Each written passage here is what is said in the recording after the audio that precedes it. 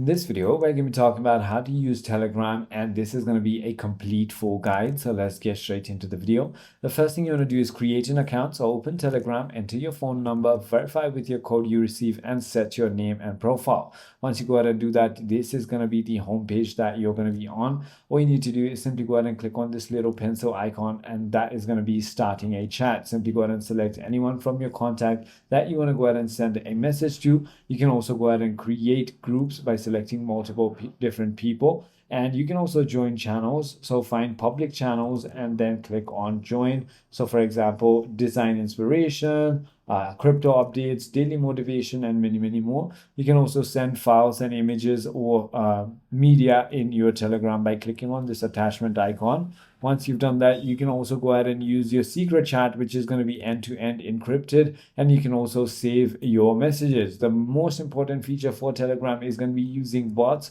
You can simply go ahead and head into the search bar and search for any bots that you want to use, and you can actually go ahead and use it. And finally, you can customize the theme, colors, and chat settings. Also organize chat with folders. I hope this video clarifies everything for you. If you have further more queries, feel free to comment down below, and I'll see you on the next one.